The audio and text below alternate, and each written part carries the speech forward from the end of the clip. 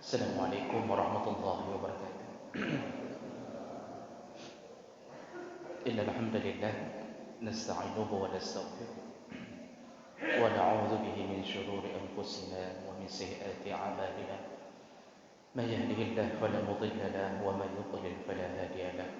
Asyhadu an la ilaha illallah wahdahu la syarika lahu wa asyhadu anna Muhammadan 'abduhu wa rasuluhul karim. Allahumma shalli wa sallim على نبينا وسيدنا محمد وعلى آله وأصحابه أجمعين أما بعد. Segala puji bagi Allah, kemudian salawat dan salam kepada Rasulullah, pada keluarga dan seluruh sahabat-sahabatnya. Ya Allah, muliakan insya-Allah bapa-bapa dan ibu-ibu jamaah salat maghrib yang telah berhadir karena Allah, dan mudah-mudahan kehadiran kita menjadi pembela kita di hari kiamat nantinya insya-Allah. Bapak Ibu yang dimuliakan Allah, insya-Allah malam ini kita akan menyelesaikan pembahasan tentang adabul manzil, yaitu adab seputar rumah.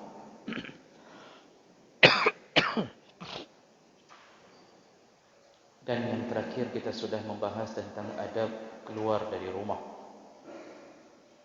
Sebagai resuma ulang bagi mereka yang tidak sempat hadir di minggu yang lalu, adab keluar dari rumah yang sudah kita bahas yaitu disunnahkan untuk melakukan salat 2 rakaat, terutama pada perjalanan-perjalanan atau safar yang panjang. Safar yang panjang,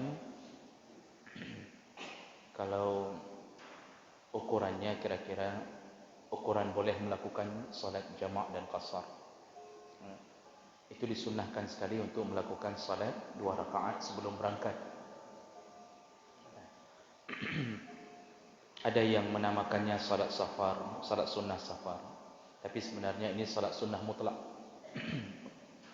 Kemudian hendaknya keluar dari rumah dengan kaki kiri, sebagaimana masuk ke dalam rumah dengan kaki kanan, maka keluarlah dengan kaki kiri berdasarkan hadis-hadis Nabi sallallahu alaihi wasallam. Nah, kenapa dengan kaki kiri? Karena ketika masuk kemuliaan rumah, maka kita masuk dengan kaki kanan. Ketika keluar, kita menuju dari tempat yang mulia ke jalan, sedangkan di jalan sedangkan rumah lebih mulia daripada jalan, maka disuruh keluar dengan kaki kiri. Nah, berikutnya berdoalah atau berzikirlah kepada Allah dengan zikir-zikir yang telah diajarkan oleh Nabi sallallahu alaihi wasallam. Yang biasa kita baca, bismillahi tawakkaltu 'ala Allah, la haula wala quwata illa billah. Barang siapa yang membaca doa ini ketika keluar dari rumahnya, maka Allah Subhanahu wa taala akan memberinya hidayah, lalu mencukupkan semua keinginannya ketika keluar, lalu Allah akan melindunginya. 3 perkara Allah berikan kepada mereka yang keluar dari rumah mengucapkan bismillahi tawakkaltu 'ala Allah, la haula wala quwata illa billah. Ini harus dipaksakan Bapak Ibu, dipaksakan. Ya, sekali 2 masih lupa, paksa lagi sehingga menjadi sebuah kebiasaan. Allah bisa karena biasa. InsyaAllah kalau sudah 7 hari kita lakukan ini, asal keluar berhenti dulu depan pintu, bismillahi tawakkaltu 'ala Allah, la haula wala quwata illa billah, langsung dapat jaminan perlindungan dari Allah. Nah, ada satu doa lagi yang juga disebutkan dalam hadis sahih oleh Rasulullah sallallahu alaihi wasallam, yaitu bismillahi tawakkaltu 'ala Allah, Allahumma inni a'udzubika min an adilla aw udalla, min an azilla aw uzalla, min an adlim aw udlam, min an ajhal aw yujhal alayya. Itu doa itu memohon 4 perkara dari Allah. Setelah bertawakal, beliau orang yang berdoa bermohon agar tidak tersesat dan tidak disesatkan selama dalam perjalanan. Kemudian agar tidak tergelincir dan tidak digelincirkan oleh orang lain. Kemudian memohon kepada Allah agar tidak dizalimi dan tidak menzalimi orang lain. Dan kemudian min an ajhal au yujhal alayya. Lalu kita bermohon agar tidak dibodoh-bodohi atau membodoh-bodohi orang lain. Kedua-duanya kezaliman. Dibodohi zalim untuk kita, membodohi zalim untuk orang, maksiat. Jadi 4 perkara. Doa ini mungkin jarang dibaca kerana mungkin jarang diajarkan. Dan minggu yang lalu kita sudah katakan, insya-Allah malam ini kita akan kopikan doa ini untuk para jemaah.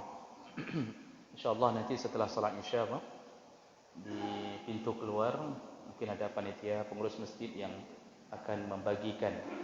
Saya kopi sekitar 200-an. Kalau tidak cukup, mohon dikopi dari temannya, atau silakan tagih ke Pak Nasir. Otomatis Pak Nasir yang masuk surga. Jadi begitu juga nanti mungkin Pak Nasir sedikit, mungkin sekitar berapa puluh lembar untuk ibu-ibu di belakang. Baik, itu doa itu mohon ditempel di pintu dalam, di pintu di dinding samping pintu. Setiap keluar bacalah. Insya-Allah dilindungi Allah. Apalagi ini musim-musim kejahatan mendekat kiamat. Ini kejahatan mendekat kiamat.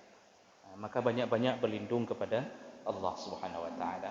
Baik, kita sambung, tinggal sedikit lagi.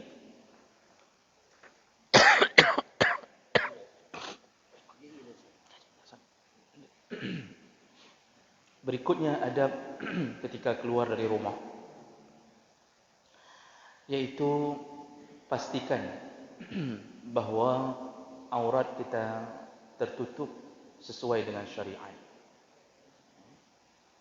Nah, kenapa urusannya memastikan ketika keluar rumah? Karena kalau dalam rumah, selama kita masih berada bersama mahram, maka tidak mengapa untuk sedikit terbuka sewajarnya. Kalau ada anak, anak kandung, bukan anak angkat. Karena kalau anak angkat bukan mahram. Kalau kita punya anak angkat di rumah, berarti seorang perempuan berpakaian lengkap dengan jilbab. Jadi jangan tertipu oleh godaan syaitan, jangan tertipu oleh jebakan syaitan. Ada orang menganggap anak angkat seperti anak kandung. Tidak. Dia tidak ada hubungan apapun. Warisan tidak dapat, bahkan dia bukan mahram, aurat tidak boleh diperlihatkan. Walaupun ibu merasa menjadi ibu angkat, mengangkat anak itu dari bayi, tetap itu bukan anak kandung. Jadi kalau seorang ibu kalau punya anak angkat di rumah, nya harus pakai jilbab. Anak angkatnya sudah berumur balik, itu harus pakai jilbab. Di dapur pakai jilbab, di ruang tamu, pokoknya di mana ada anak angkat pakai jilbab. Oh, enggak mau begitu, jangan angkat. Oh, capek kali kalau begitu. Jangan angkat anak. Karena tidak ada kewajiban mengangkat anak. Yang ada mengasuh anak yatim. Enggak mesti diangkat ke dalam rumah, biarkan dia bersama ibunya. Lalu kita mengasuhnya, berikan uang untuk kehidupannya. Rasulullah sallallahu alaihi wasallam bahkan bukan hanya mengatakan tentang anak yatim, tapi sampai memuji dengan besarnya pahala yang mengasuh ibunya si yatim. Apa kata Rasulullah dalam hadis? Man masya 'alal armalah wal yatim. Barang siapa yang berjalan, membantu, dalam tanda kurung, berjalan untuk membantu al-armalah, yaitu janda dan anak yatim. Jadi bukan hanya yatim, ibunya pun. Fahuwa kal mujahid fi sabilillah. Maka dia posisinya seperti orang yang berjihad fi sabilillah, dalam hadis yang sahih. Jadi enggak mesti diangkat, biarkan dia bersama ibunya. Kita kirimkan uang untuk dia sekolah, dan segala macam bisa kita lakukan. Kalau mau lebih sempurna, angkat sekaligus dengan ibu-ibunya. Nah, itu sudah aman. Itu aman, itu sudah. Ini menyakitkan bagi ibu-ibu di belakang, ya. Baik. Kalau di rumah, kalau dengan mahram, suami, itu suami istri tidak ada batasan aurat. Tidak ada batasan aurat. Kalau cuma berdua, mau telanjang pun boleh dalam rumah. Tidak ada batasan aurat. Tapi kalau dengan anak kandung, kalau dia sudah berumur mumayyiz 10 tahun ke atas, Kalau Rasulullah melarang untuk tidur bersama, maka aurat lebih utama untuk dijaga. Kan kata Rasulullah, ajarkan anakmu salat umur 7 tahun. Pukullah dia iza balagha 10 sinin. Pukullah dia kalau sudah sampai umurnya 10 tahun. Dengan pukulan yang tidak menyakitkan. Lalu, di ujung hadis disebutkan, wa farriquhum 'anil madaji'. Pisahkan tempat tidurnya denganmu. Artinya jangan tidur lagi bersama ibunya kalau sudah 10 tahun. Maksudnya apa? Dia jangan lagi berbulak-balik ke kamar ibunya yang mungkin terlihat aurat ayah dan ibunya. Kalau tempat tidur saja disuruh pisahkan, aurat lebih utama. Maka para ulama sepakat aurat kepada anak itu masih dibolehkan terbuka, tetapi ukuran bagi seorang perempuan antara lutut sampai ke dada itu juga dianjurkan untuk ditutup, walaupun berhadapan dengan anak kandung. Jadi antara dada sampai ke lutut itu dianjurkan untuk ditutup, walaupun berhadapan dengan anak kandung bagi seorang ibu. Kalau seorang ayah, maka cukup dengan celana pendek antara paha dan pusar, itu juga dibolehkan. Kalau dengan urusannya dengan mahram. Nah, begitu keluar, kita berhadapan dengan bukan mahram. Disitulah berlaku hukum syariat lebih ketat. Disuruh berpakaian sempurna. Batasan aurat dalam salat berlaku di luar salat. Laki-laki ma baina surrati war rukbah. Laki-laki di antara pusar dan lutut. Berdosa besar laki-laki yang memakai celana pendek di atas lutut.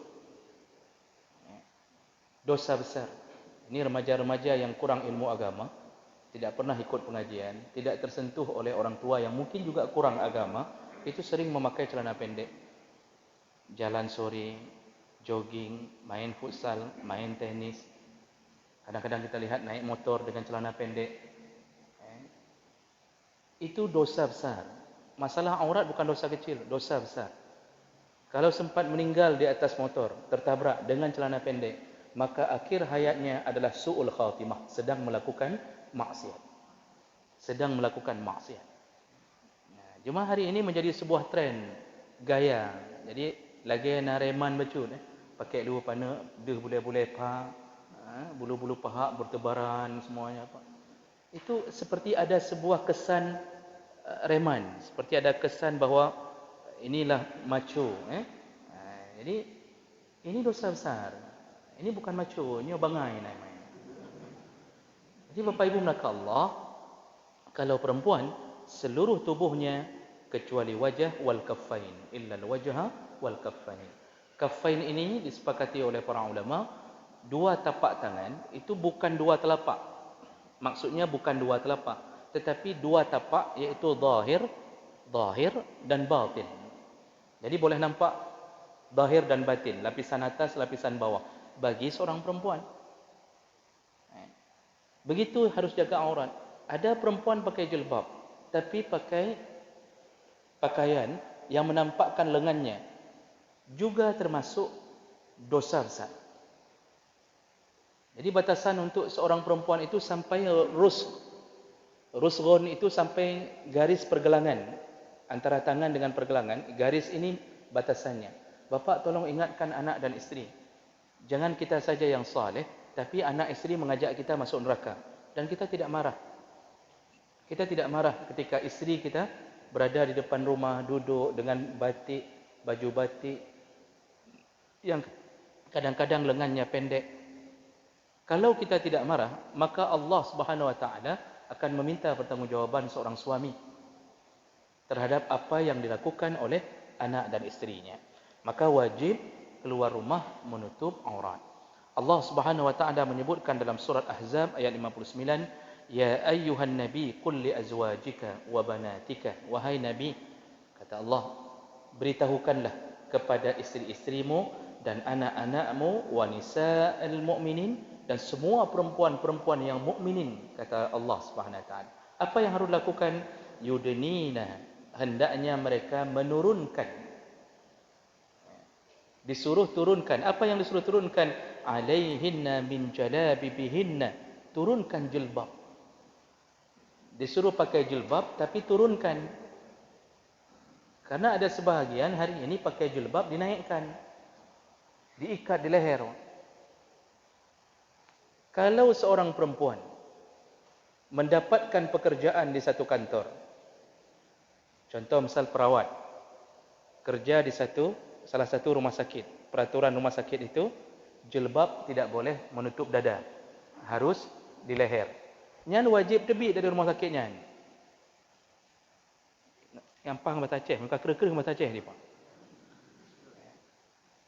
Kalau ada rumah sakit menerapkan, ini ada ni masalahnya, saya enggak sebutkan. Menerapkan bahawa pakaian perawat harus jilbab tapi ikat di leher, tidak boleh menutup dada. Itu perempuan itu wajib keluar dari pekerjaan itu. Kalau tidak, dia berdosa. Kenapa? La ta'ata li makhluqin fi ma'siyatil khaliq. Tidak boleh taat kepada makhluk dalam urusan bermaksiat kepada Allah. Dan suami kalau ditanya oleh seorang isteri yang sudah PNS di rumah sakit tersebut, bagaimana bang? Saya keluar atau tidak? Jawaban suami baik-baik banyak. Enggak usah pun bilang, lon telefon ustaz dia. Enggak perlu bilang itu. Tidak perlu saya telefon, enggak perlu, langsung keluar. Nanti isteri nanya, kalau keluar kita makan apa? Itu masalahnya sekarang. Rupanya suaminya kok enggak mau cari kerja. Seharusnya suami yang disuruh begitu. Kalau suami silakan mau ikat jilbab di mana saja terserah. Suruh keluar, wajib suruh keluar. Maka dosalah suami yang mempertahankan isterinya di dalam maksiat. Allah suruh turunkan jilbab, turunkan menutup dada, menutup kehormatan bagi seorang perempuan. Dan apa dampak positifnya? Allah langsung yang menyebutkan, zalika adna ayyu'rafna, agar engkau mudah diketahui identitasmu. Apa identitasmu? Muslim, mukmin. Hanya orang-orang mukmin yang menurunkan jilbab. Ada orang muslim bukan mukmin, dia tidak turunkan jilbab. Islam, tapi bukan mukmin. Dia tidak turunkan, dia tidak takut kepada Allah, dia tidak takut azab Allah. Lalu yang kedua Allah katakan, fala yu'zain. Engkau tidak akan disakiti kalau jilbabmu telah bagus. Makanya kasus-kasus pemerkosaan, pelecehan itu selalu terjadi pada perempuan-perempuan yang tidak taat kepada Allah. Jarang sekali kejadian pelecehan, pemerkosaan terhadap seorang wanita yang salihah yang memakai jilbab besar. Jarang sekali, Pak. Jarang sekali terjadi. Karena Allah telah berjanji tidak akan disakiti perempuan yang menjaga ketaatannya kepada Allah Subhanahu wa taala. Waktu saya masih di Banda Aceh, belum hijrah ke sini, Pak. Tsunami saya di Banda Aceh. Dan kami memandikan jenazah. Kami ikut memandikan jenazah korban tsunami. Dan di saat kami temukan jenazah, banyak yang telanjang. Banyak yang telanjang. Perempuan, laki-laki banyak yang telanjang. Jadi timbullah sebuah asumsi bahawa kemungkinan banyak telanjang karena air. Karena air terlalu dahsyat menelanjangkan. Tapi di antara yang telanjang-telanjang tersebut, kami menemukan ada beberapa perempuan yang jilbabnya, jarumnya tidak terlepas. Sempurna, lengkap berjilbab. Jadi kami coba cari tahu, dan ketika kami mencari jenazah-jenazah sekitar Kurung Raya, kami menemukan kembali beberapa perempuan tidak terbuka sama sekali. Tertutup, roknya tertutup dengan baik, jilbab tidak terbuka sedikit pun, aurat tertutup. Tanya-tanya, ternyata mereka adalah anak-anak pesantren. Jadi intinya apa? Kalau kita terbiasa buka aurat di masa hidup, maka kita meninggal pun dalam keadaan terbuka aurat. Tapi kalau kita terbiasa menjaga Allah, maka Allah pun menjaga kita. Sampai meninggal Allah jaga kita. Dan ini sudah janji Allah. Rasulullah menyebutkan apa? Ihfazillaha yahfazak. Kalau engkau jaga Allah, Allah menjagamu. Jadi sampai begitu penjagaan Allah kepada seorang perempuan yang menjaga aurat. Bapak Ibu yang dimuliakan Allah, apalagi hari ini menjadi sebuah fashion bahawa memakai baju ketat dianggap biasa. Padahal Rasulullah mengatakan ada perempuan yang haram masuk surga, jangankan masuk surga, wala yajidna rihaha. Jangankan masuk surga, mencium bau surga pun tidak dapat. Artinya 40 tahun lagi kita berjalan akan mencapai pintu surga, dari sini sudah tidak dapat lagi. Jangankan masuk surga, mencium bau surga pun tidak sampai. Siapakah mereka? Ada 3 golongan, ada 3 sifat pada seorang perempuan. Yang pertama, nisaun kasiyatun ariyat. Iaitu perempuan-perempuan yang berpakaian tapi telanjang. Pakai baju tapi seksi, ketat. Baju membentuk tubuh. Ini baju-baju haram. Baju-baju haram. Semua pemilik kedai yang sengaja menjual baju ketat dan konsumennya adalah gadis-gadis yang dia tahu pemakai baju ketat, maka penjual ini pun hasilnya haram. Kecuali konsumennya orang-orang salihah. Waktu beli dia pakai jilbab besar tapi dia cari baju ketat. Itu kira-kira untuk apa? Untuk suaminya, Pak. Karena perempuan salihah itu di luar bergaya Arab, di rumah bergaya Eropa. Itu perempuan salihah. Oh, kalau di luar ke Arab-Araban. Di rumah Eropa, seperti di pantai. Masya Allah. Guwik kena gerhom ke di, guwik ke di. Masya Allah. Begitu perempuan salihah. Tapi yang sebaliknya, itu di luar bergaya Eropa. Di rumah bergaya ke Arab-Araban. Di luar seksi. Begitu ketemu suami, pakai jilbab besar. Pakai rok besar, pakai gamis lengkap, kaos kaki. Sampai suami muak melihat dia. Ini salah posisi.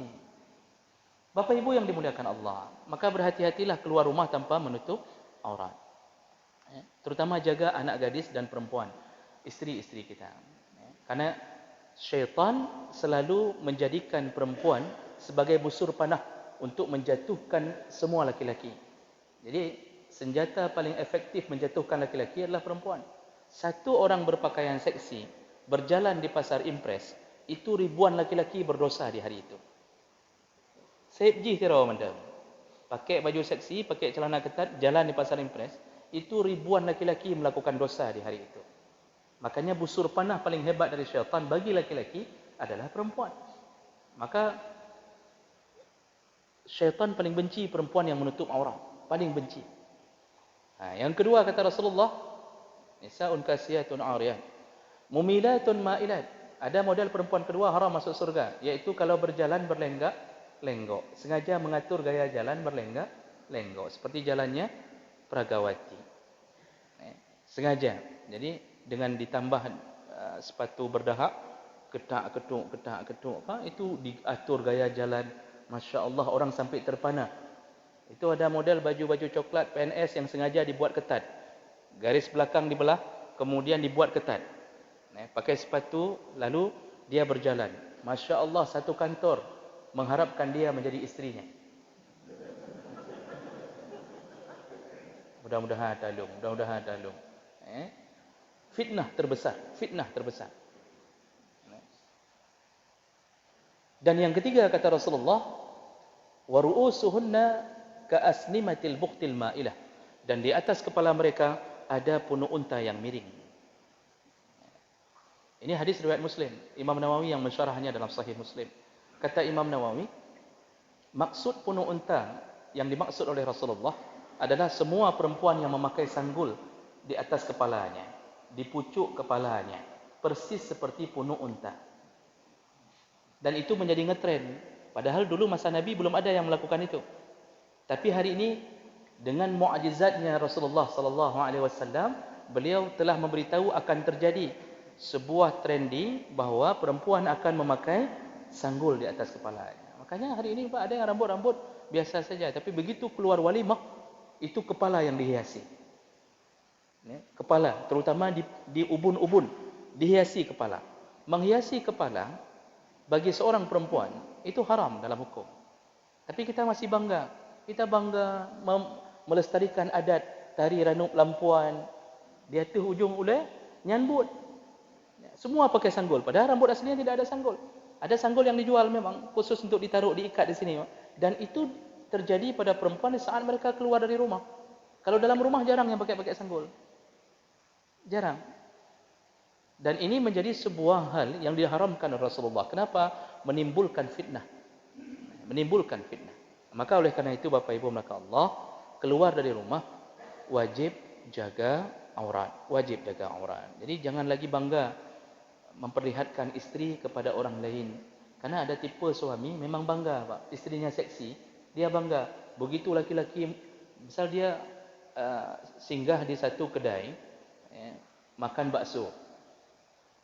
Istrinya pakai baju seksi. begitu dia lihat tatapan laki-laki semuanya melihat ke isterinya, ada kebanggaan pada suami ini. Ada kebanggaan. Jadi dia merasa, kan, kalian coba melihat, aku memilikinya. Bangga, jadi merasa bahwa ini milikku. Padahal dia di saat itu telah termasuk golongan ad-dayyus, yaitu orang-orang yang membiarkan isteri dalam maksiat. Apa kata Rasulullah? Haram masuk surga. Salah satunya adalah ad-dayyus, allazi yuqirru fi ahlihi al-khubas, yaitu yang membiarkan maksiat dalam keluarganya. Haram masuk surga. Orang hari ini enggak mikir ke situ, Pak. Asal hidup, dapat gaji, keluar sertifikasi, beli ini, beli itu, enggak mikir bahwa dia akan meninggalkan dunia ini. Baik. Jadi itu adab ketika keluar rumah, yaitu dengan cara menutup aurat. Kemudian adab berikutnya, yaitu berlindung kepada Allah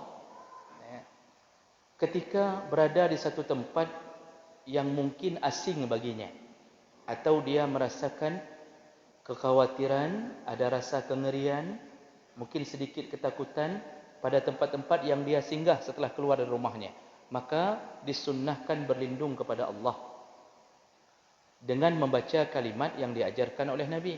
Berdasarkan hadis Rasulullah dari Khawlah binti Hakim radhiyallahu anha, Rasulullah sallallahu alaihi wasallam berkata, "Man nazala manzilan," barang siapa yang keluar dari rumah, summa qala, lalu dia berkata, "A'udzu bikalimatillahi tammah min syarri ma khalaq."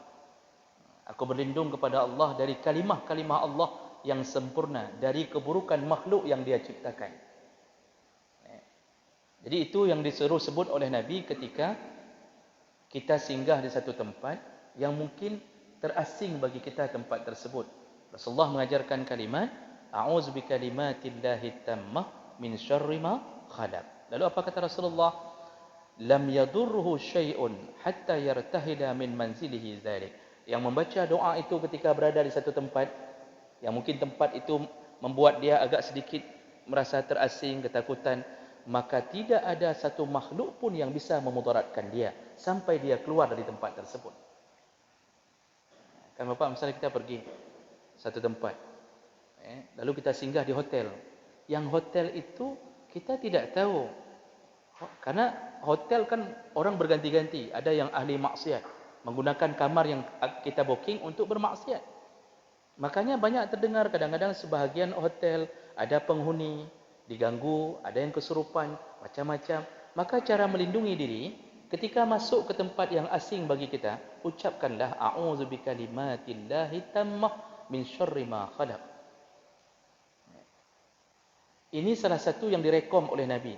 Apa kata Rasulullah? Tidak akan dimudaratkan oleh makhluk apapun sampai dia keluar dari tempat tersebut. Makanya kadang-kadang kita kurang berlindung kepada Allah karena terlalu pede.